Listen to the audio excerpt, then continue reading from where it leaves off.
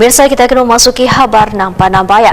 Upaya digitalisasi pasar yang digagas Perumda Pasar Baiman Banjarmasin melalui pembagian kartu tap cash gasan pedagang Pasar 5 menuai tanggapan beragam. Program yang digelar bertepatan dengan Hari Jadi Banjarmasin ke-499 ini diharapkan mampu mendorong transaksi non-tunai. Namun sebagian pedagang merasa sistem baru tersebut justru merepotkan.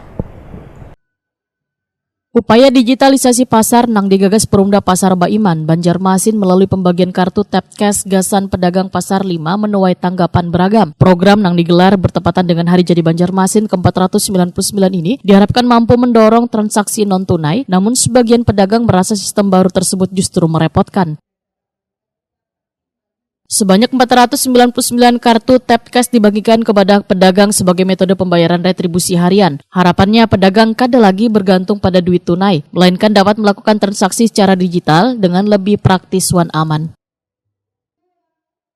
Wilna, salah seorang pedagang Waitakoni Prima TV, tengah hari Senin 29 September 2025 memadahkan penggunaan tap cash kurang efektif untuk pembayaran nangkaya retribusi harian Rp2.000. Seharusnya cukup dengan duit tunai karena menggunakan kartu harus mengisi saldo terlebih dahulu.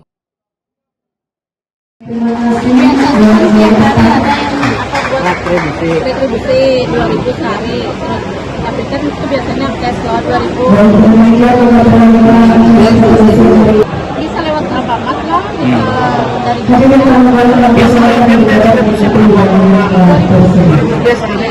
Oh, berarti setiap hari. Kalau layanan spesialnya adalah dari digitalisasi yang retribusi itu sementara dalam gasan bayar aja berarti lah.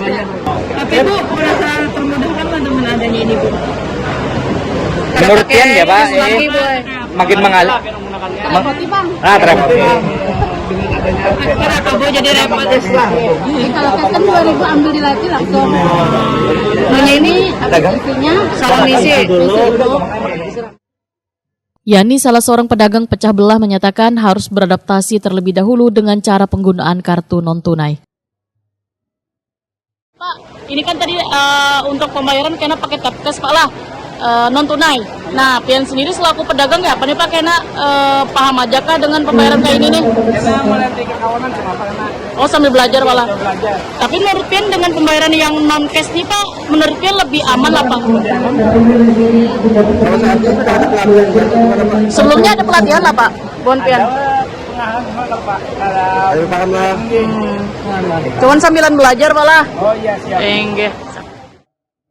Direktur Utama Perumda Pasar Baiman, Muhammad Abdan Sakura, memadahkan tap cash merupakan bagian dari visi digitalisasi pasar tradisional. Sistem ini lebih efisien, transparan, dan langsung masuk ke kas Perumda tanpa perantara.